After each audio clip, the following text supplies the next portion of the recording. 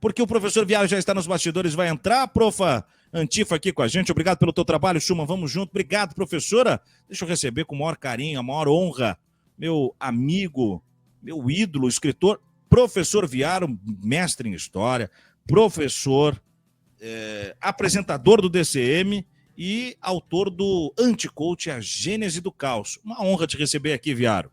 Opa, a honra toda minha, cara. Pô, muito bom mesmo estar aqui para conversar contigo. Espero poder contribuir com o debate de alguma forma. Deixa eu pegar meu livro aqui já para deixar ele na mão. Vamos lá, é a nossa pauta hoje, entender um pouco desse coachismo. Estou à disposição, à disposição da comunidade aí, da voz trabalhadora. O pessoal já estava aqui perguntando onde é que tá o Viário, vai ser punk hoje, vai ser forte, porque de fato, Viário, tem um lugar na nossa análise política atual que é um lugar inédito, é a coisa do cultismo, né? Não é um cultismo, não é uma lógica só de ser influenciador. Ele tem uma dominação que transcende o processo puramente comunicacional. E você foi anatomizar isso, você dissecou o cultismo, né? Inclusive, na sua obra, você consegue trazer um combate de dentro para fora, né? Usando os recursos e estratégias dos próprios coaches para identificar suas artimanhas. O que são os coaches? Do que vivem? Naquele estilo Globo Repórter, né? Se alimentam, Viário. Primeiramente, é importante explicar, né, esclarecer. Algumas pessoas que leram o livro me falaram assim, mas eu senti falta no teu livro de tal coisa, eu senti falta de tal coisa, tu poderia ter desenvolvido. Aqueles caras que são mais críticos e que faz parte disso também, eu canso de dizer, é uma trilogia. Então, eu não coloquei tudo nesse livro justamente porque muita coisa vai estar no volume 2 e no volume 3. E essa divisão ela foi pensada justamente para trazer um livro com uma possibilidade de leitura mais rápida, de impacto, para não criar nenhum tipo de densidade demasiada num momento em que o que a gente precisa fazer é alerta. Então, esse primeiro livro, que chama-se A Gênese do Caos, Anticoach, na verdade, é o nome da série dos 3 livros. A Gênese do Caos tem esse papel de alerta, de denúncia e de alerta, né? De uma apresentação inicial, de uma apresentação também de problemas políticos. Tu sabe muito bem qual é a minha crítica ao senador Paulo Paim nessa história toda, e não deixei de citar o nome dele neste livro, neste primeiro, porque tudo passa por uma audiência livre do Senado, audiência pública, perdão, que poderia ali pelo menos ter sido colocado alguma espécie de freio no coachismo, e o senador primeiro conduziu uma audiência inócua, porque convocou para a audiência apenas os representantes do coachismo e não o contraponto, e segundo que arquivou todos o relatório, arquivou absolutamente tudo, então não havia interesse. Agora, o problema do coach, quem é o coach e por que o problema? O coach, na verdade, ele o que eu chamo no livro de coach à brasileira, né? É uma determinação, uma definição que eu coloquei para justamente separar o joio do trigo e dizer que tem muito mais joio do que trigo, e que eu não tenho nenhum tipo de preocupação e nenhum tipo de compromisso com o trigo. As pessoas também perguntam isso, e isso está dito no meu livro. As pessoas dizem, mas tem coaches que são coaches bons, que são coaches sérios, que são coaches comprometidos com aquilo que vem a ser o coachismo, tu não pode generalizar. Está escrito no meu livro que isso não é problema meu. Não é. Eles que corram atrás. Eles que denunciem os maus profissionais. Assim como eu, como historiador, tenho que me preocupar com alguns não historiadores que escrevem livros de história de forma canalha. É um problema meu. Né? Como o Leandro Narlock. Né? Como o Leandro Narlock, que inclusive teve algumas rusgas comigo. Não sabia, velho. Sim, longo tempo. Teve algumas rusgas comigo, mas acabou respondendo. Para te ver, faz tanto tempo que a discussão foi por troca de e-mails. Olha. Né? Tá? Troca de e-mails. Quase um tempo cavernoso aí. E ele sempre foi debochado. Tá? E admitiu que ele escreveu o que ele escreveu apenas para ganhar dinheiro e causar polêmica, que ele não tinha nenhum tipo de compromisso com a história. Ele admite isso, inclusive. Então, esse é um problema meu. O Narlock me incomoda e me atrapalha enquanto historiador. Agora, porque tem o coach sério. Quem é o coach sério? O cara que segue à risca o início do coachismo, Estados Unidos, Vale do Silício, Guerra Fria? Ok, sim, eu estudei a história do coach. Claro, Guerra Fria, Vale do Silício, Estados Unidos, grandes CEOs aposentados colocando seus conhecimentos e a sua expertise à disposição dos novos CEOs. Ponto. É como um personal trainer do dia a dia de uma grande corporação. E já para ser esse coach, ele tem que ser personal, tem que ser individual e com esse conhecimento. Eu sei disso, mas eu pouco me importa, porque não é esse tipo de cara que está nos dando problema e não é esse tipo de cara que causou e que está causando um grande problema na estrutura da sociedade. Uhum. O coachismo brasileira, ele é justamente quando ele percebe, assim, bom, o coach dos Estados Unidos é um serviço prestado por um grande executivo para novos executivos, novos CEOs. Isso no Brasil não daria um grande mercado de trabalho. Então, o que esses espertalhões fizeram? Transformar o coach em algo para o chão de fábrica. Transformar o coach para o empregado das grandes magazines, que trabalha de domingo a domingo, uhum, e que ainda é chamado no seu dia de folga pelo supervisor para participar de uma grande formação com um coach, em que ele vai ficar lá fazendo dancinha, pulando, fazendo gritos e tudo mais, preenchendo formulários de rodas do afeto, rodas da fortuna, rodas da felicidade, as rodas de tudo que tu... Alguém aqui já deve ter visto isso aí, ou participado obrigado nas empresas, vai preenchendo as cores naquela roda para ver como é que é a tua roda, o teu sucesso nisso, naquilo, naquele outro. Então criaram esse coachismo que não coloca nenhuma expertise à disposição, mas que tenta passar para as pessoas aquilo que as pessoas hoje mais querem, respostas rápidas. Uhum. Por quê? Porque ninguém mais tem tempo para absolutamente nada. Então, a pessoa coloca lá, vê na minha formação de coach que tu vai aprender os 5 passos da felicidade, vai aprender os 5 passos do sucesso, vai aprender os 7 passos da mente milionária. Aí vão dizer para ti que para tu ser rico, tu tem que pensar como rico, e basta que tu aprenda a pensar como rico. Aí vão vender para ti aquela mentira de que o dia tem 24 horas para todo mundo. Uhum. Mesmo que tu perca 5 horas por dia entre ônibus e metrô, e a outra pessoa não, né? E que tu trabalhe muito mais do que a outra pessoa, mas tem 24 horas para todos os dias. Então, e ele entra na minha trajetória de análise, ele entra pela escola. Meu primeiro alerta é pela escola, né? Quando no colégio ele começa a fazer primeiramente essa formação para funcionários de quadro administrativo das escolas, e depois entra via a máfia do material didático. Eu tenho um texto meu, inclusive no DCM, que eu falo das gigantes do material didático. Ali, via gigantes do material didático, ele começa a fornecer, então, formação continuada para professores, não mais sendo dada por professores, por pedagogos, mas sim pelos coaches, que vão apenas ajudar os professores, ajudar com todas as aspas, a organizar melhor o caderno de chamada, ou a entender como é que funciona a linguagem corporal do aluno através de táticas de PNL, que é outra palhaçada, a programação neurolinguística, ou ainda te ajudando a fazer constelação familiar com os teus alunos, o que além de palhaçada é crime. Né? Que absurdo.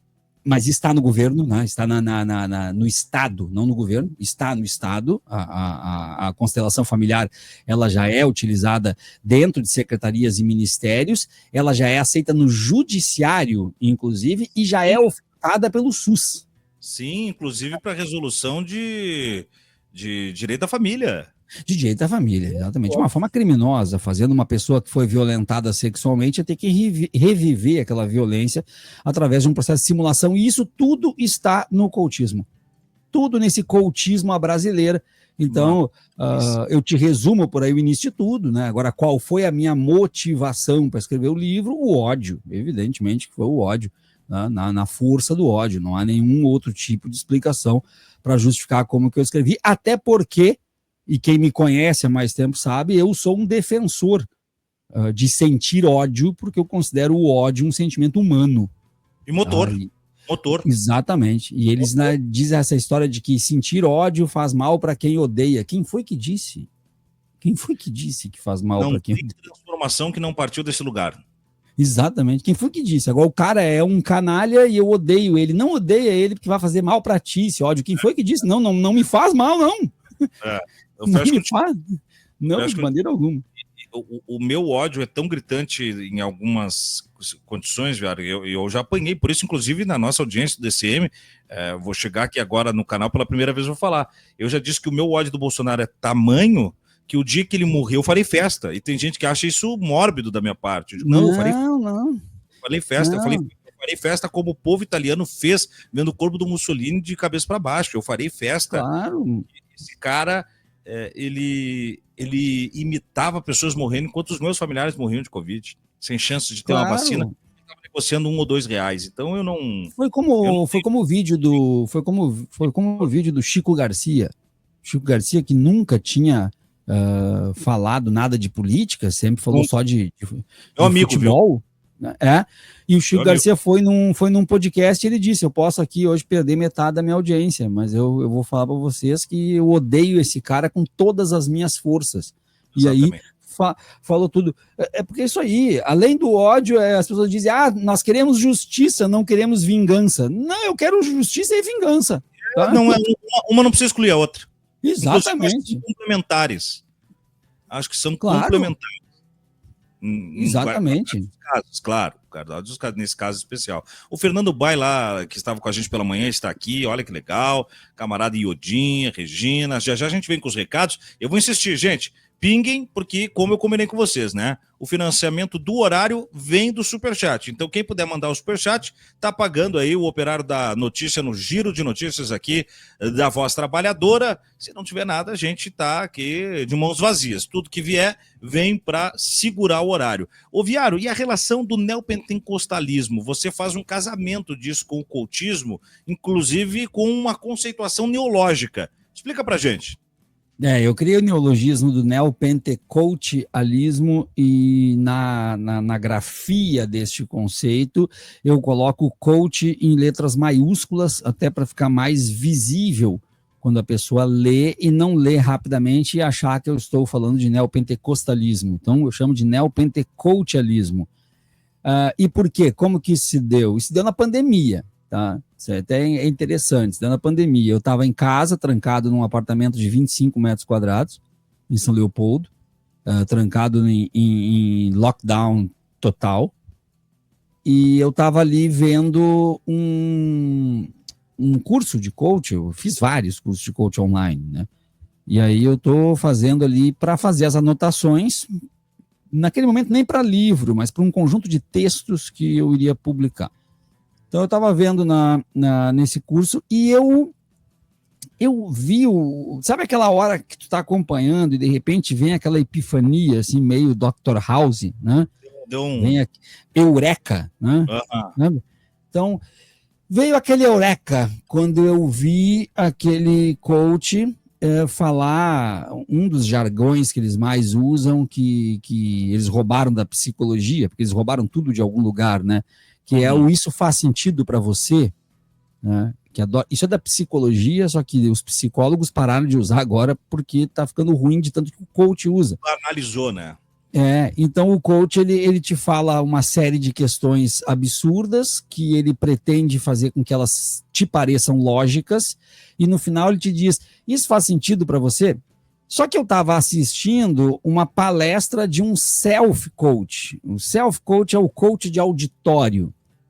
E o primeiro self-coach do Brasil, hoje são vários, o primeiro self-coach é o senhor José Roberto Marques, que é o fundador do IBC, o Instituto Brasileiro de Coaching, e que eu chamo ele carinhosamente de Nerso da Capitinga do coach, porque ele não sabe falar, ele não sabe escrever, ele não sabe se comportar, ele não sabe absolutamente nada, e ele está, inclusive, respondendo por plágio, processos que foram movimentados por alguns psicólogos.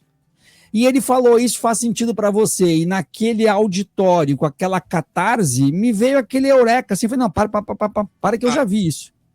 Aí eu deixei a TV pausada, nesse momento, estava com o YouTube na TV, deixei a TV pausada nesse momento, peguei o meu notebook, abri e entrei em cultos neopentecostais que eu já tinha visto. Peguei meu arquivo no Word, vi os links e procurei ali os vídeos, os cultos marcados, mapeados, e fui direto, aquela epifania que te dá tudo. Não, é aquilo ali.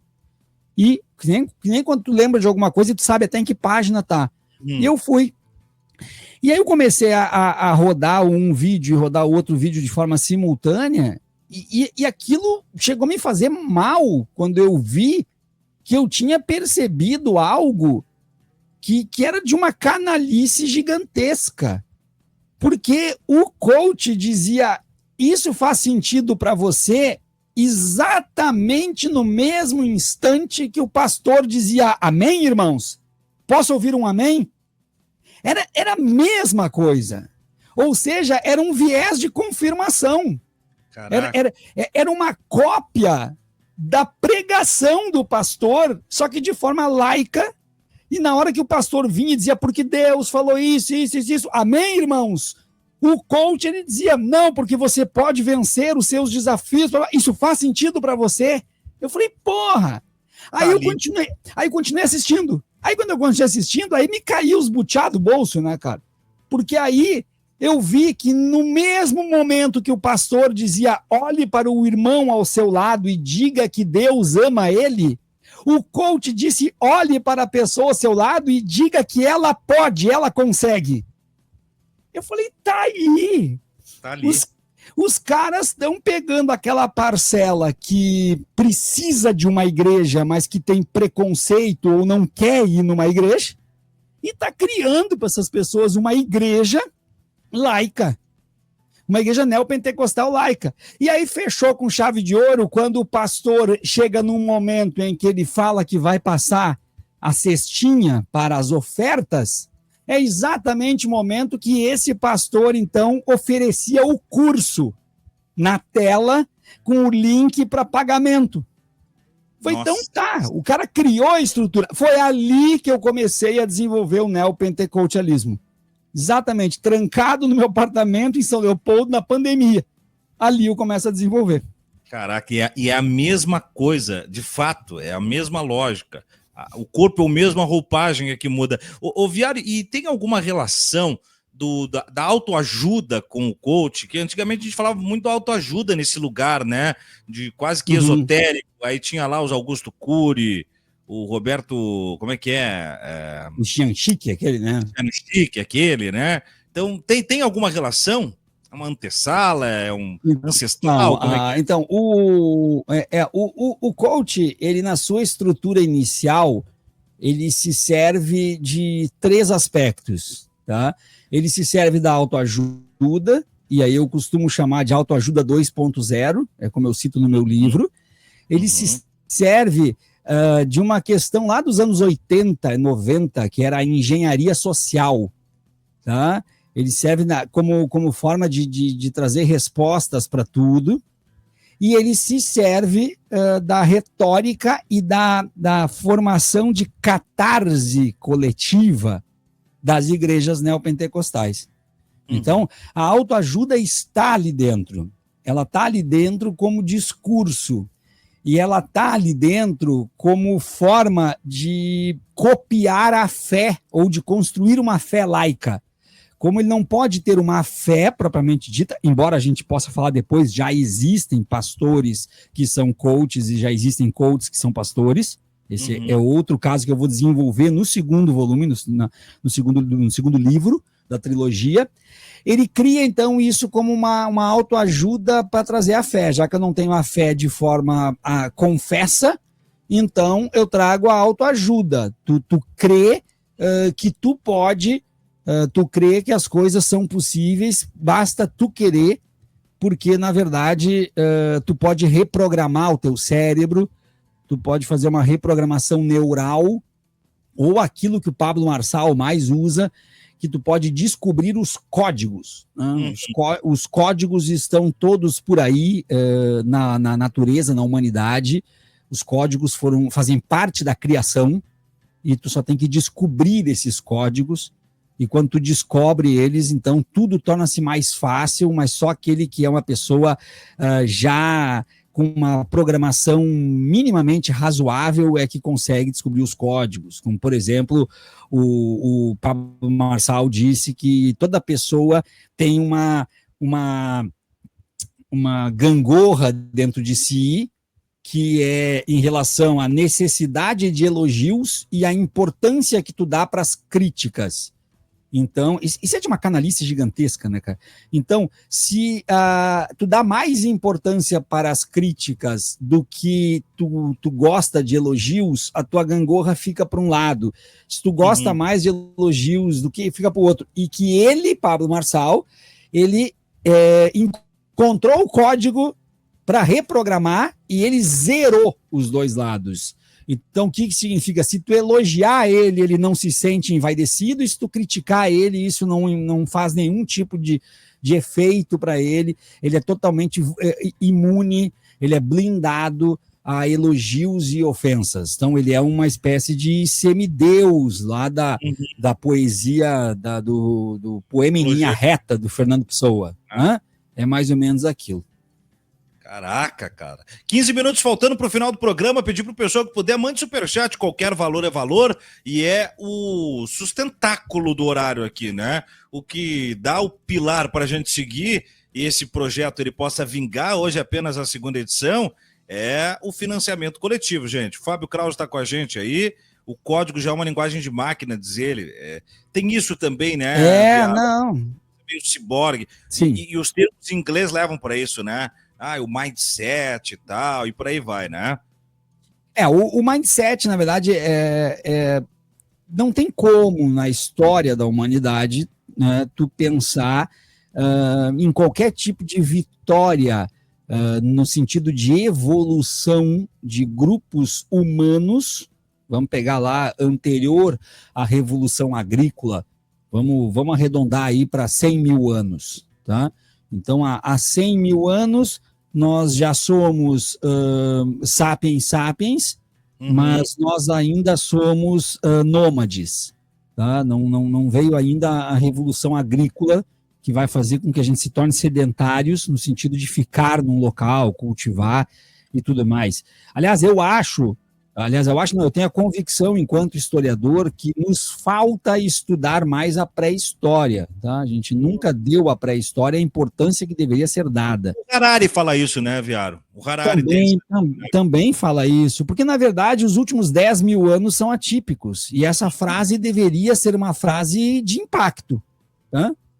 Na história da civilização humana, da presença humana na Terra, os últimos 10 mil anos foram atípicos. Nos últimos 10 mil anos. A gente viveu muito mais do que 10 mil anos e de uma forma completamente diferente desses últimos 10 mil anos. A exceção de toda essa vivência está nesse pequeno fragmento de espaço-tempo de 10 mil anos. Exatamente. E nós temos aí uma juventude que acha que a humanidade começou em 2007 com o primeiro iPhone. Né? Acho que começou no primeiro iPhone. Então, se a gente pegar os últimos 100 mil anos, a gente vai ver que todas as vitórias de grupos de hominídeos se deu pela organização da linguagem. Todas as vitórias. Aliás, nós nos colocamos no topo da cadeia alimentar em relação aos animais porque desenvolvemos a linguagem. Exatamente. Se não fosse com a linguagem, não tínhamos conseguido. Então, dentro desse espectro de sociedade moderna com linguagem constituída, o que nós temos mais ainda? Grupos que criam as suas linguagens sofisticadas e rebuscadas para criar uma distinção em cima daqueles que já falam. A gente pode pegar, por exemplo, o juridiquês. O que é o juridiquês? Uma linguagem técnica rebuscada com uma sofisticação capaz de te dizer só o nosso grupo entende. Vamos pegar a Nova Língua do Orwell, 1984. Então, o coach também implanta a sua linguagem. E a sua linguagem, curiosamente ou não, vai ser adotada no mundo do trabalho, primeiramente onde? Nas equipes, nas empresas de recursos humanos. São as empresas de RH que compram primeiro a linguagem do coach. E por quê? Porque são as equipes de recursos humanos que vão trabalhar diretamente com os coaches para escolher os novos profissionais do mercado que estarão trabalhando de acordo com o que o coach implanta. Então, hoje, tu não trabalha em RH se tu não dominar Mindset, Overview e mais um monte de coisa que me fala na memória agora.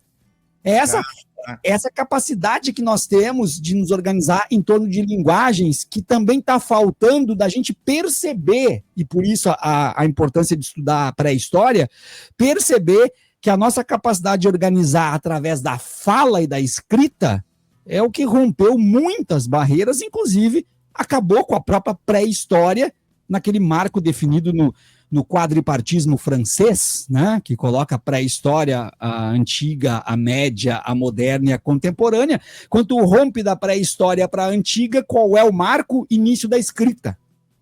Tá? Aprende a escrever. Então, o coach sabia que não conseguiria emplacar se não tivesse uma linguagem organizada. Caraca, cara, é muito complexo. Ô Viaro, faltando 10 minutos agora para a gente caminhar o programa, deixa eu só chamar o pessoal. Gente, uma aula do professor Viaro aqui com o Anticoach, hein? Já já ele vai dar o serviço para quem quiser adquirir a obra. Teve lançamento agora na Avenida Paulista, em pleno aniversário de São Paulo, no último sábado. O Viaro vai contar um pouco para a gente também, mas eu vou pedir quem puder, faça como Antônio Santos aí, apoie o canal e nos parabeniza pela pauta. Nós agradecemos, Antônio, espero que vocês estejam gostando. E vamos lá. Esqueçam o Fábio aí, o Fábio, esqueça o engenheiro Carlos, na verdade, que está aí. Vocês estão dando mais atenção para o engenheiro Carlos, que está aí, tentando esvaziar a pauta. Vamos focar aqui no que realmente vale. Somos fortes aqui. Ô Viário, e tem a coisa que você me falava ontem, né? De uma relação, talvez, de previsão, não sei se... não previsão, mas de acolhimento do perfil filosófico percebido na sociedade líquida do Bauman, no coachismo. Qual é a relação que tem com a ideia do Zygmunt Bauman? Se eu for colocar um marco para definir o que existia antes da definição do Bauman de modernidade líquida, então eu diria que antes existia a modernidade sólida. Por uma questão mais fácil, né? O que está em contraposição à modernidade líquida? A modernidade sólida. Ela se torna líquida porque antes não era. Se antes não era, porque ela era sólida. Eu nasci na modernidade sólida. E eu cresci na modernidade sólida. Né? Por quê? Porque em 1994, mais ou menos onde a gente quebra para fazer com que essa liquidez ela flua de uma forma muito intensa, ela vem já antes, mas ali em 94 ela quebra. Em 94 eu já tenho 18 anos, então eu vivi a modernidade sólida. O que acontece? Na modernidade sólida, eu lá na periferia de Alvorada, na metropolitana de Porto Alegre, todo mundo sabia mais ou menos o que ia traçar na sua vida até a sua velhice. Todo mundo.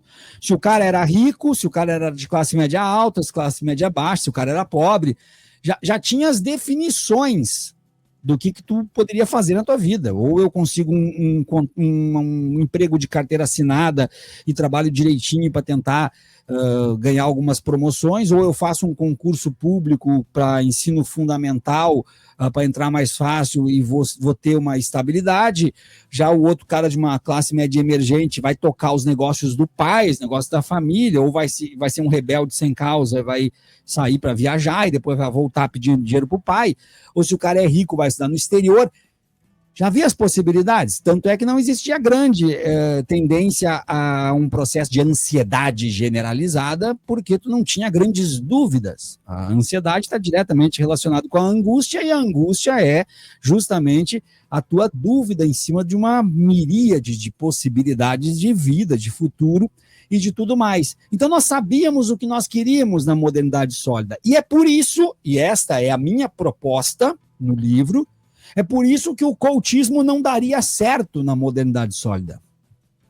Porque não tinha como tu chegar para minha mãe, Thiago, nos anos 90, início dos anos 90, em Alvorada, e perguntar para minha mãe se ela era feliz A minha mãe talvez não entendesse a tua pergunta, ou minha mãe talvez te mandasse a merda. Ela ia te dizer que felicidade era garantir a comida na mesa para os filhos e poder meia hora por dia se encostar na cerca para tomar chimarrão com a vizinha. O que isso quer dizer? É que felicidade não era pauta. Não era pauta ser feliz na modernidade sólida. Não tinha a menor possibilidade disso ser discutido. Então, o coachismo, ele entra e resgata justamente a autoajuda que vai aparecer neste momento, 93, 94, 95, quando estoura aquela palhaçada da obra O Segredo. Uhum. Que lança em livro, lança em DVD, documentário, e que chega junto com as... danado, né? Chega junto com as TVs a cabo e tudo mais. Então, ele vai resgatar a partir dali. Então, a modernidade líquida, ela dá espaço para que o coachismo explore do mesmo jeito que cria uma demanda para o coachismo, que é o quê? Pessoas desnorteadas, pessoas angustiadas, pessoas sem certeza nenhuma.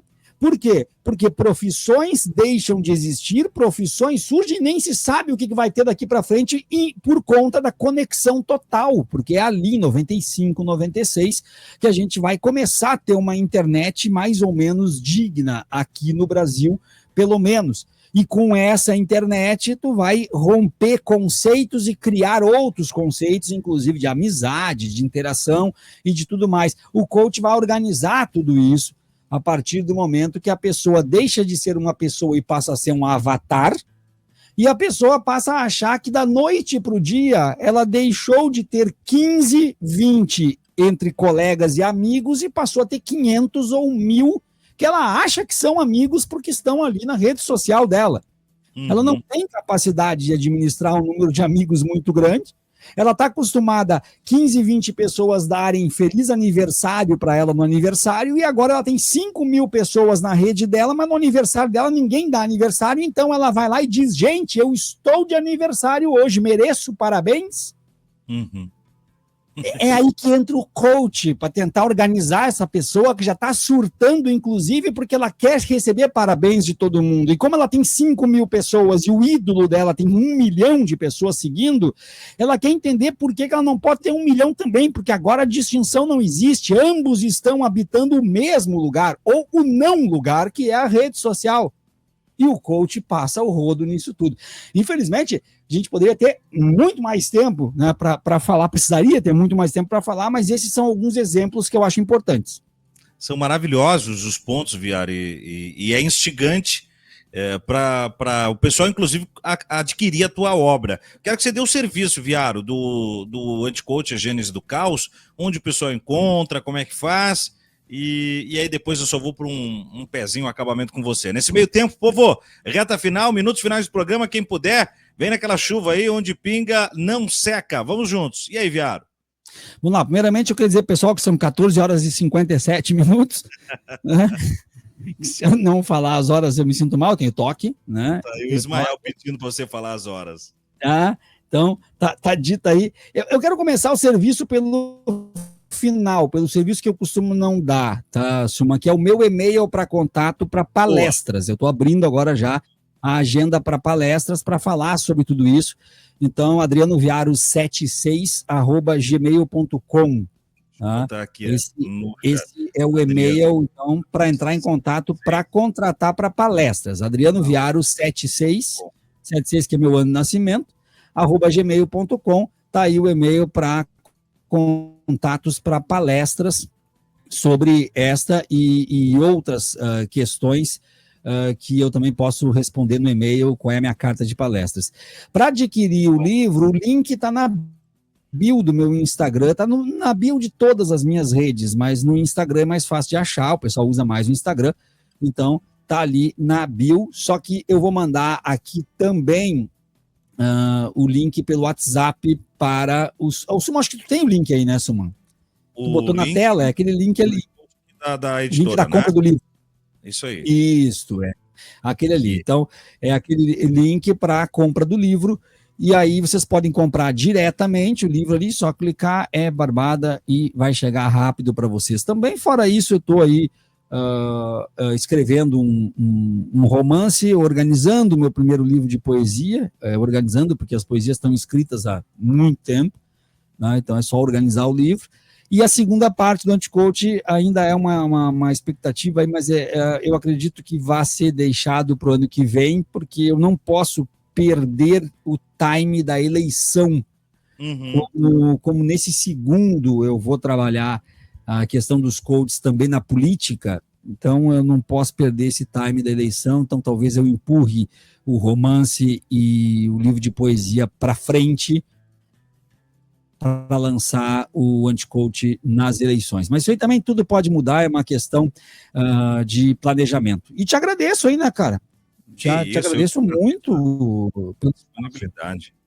É como diz o Cripa aqui, né? O Cisne Cripa que está sempre com a gente. Grande aula, Viaro. Muito obrigado. O Doni manda aqui. Parabéns, professor Viaro. A Regina Alves, que é um programa seu aqui, ó. Alô, Portinho, programa do Viaro aqui na Voz Trabalhadora, por favor, hein? Aliás, o Portinho tinha me pedido para bater uma pauta com você. Eu prometo que é rápido, Viaro, bem rapidinho mesmo. A decisão do Sebastião Melo de nomear os diretores de escolas em Porto Alegre, né? Você que foi diretor de escola, a oposição define como o rompimento do pacto democrático. Como é que a gente pode... Eu vivi isso como aluno. Eu vivi isso como aluno no governo de Alceu Colares, quando teve a figura do interventor do Estado. Naquela época, a secretária de Educação era a mulher do Colares. A Neuza Canabarro, né? Neuza Canabarro. E ali foi uma infelicidade muito grande de trazer para o Brasil algo que não tinha dado certo na França, que era o calendário rotativo.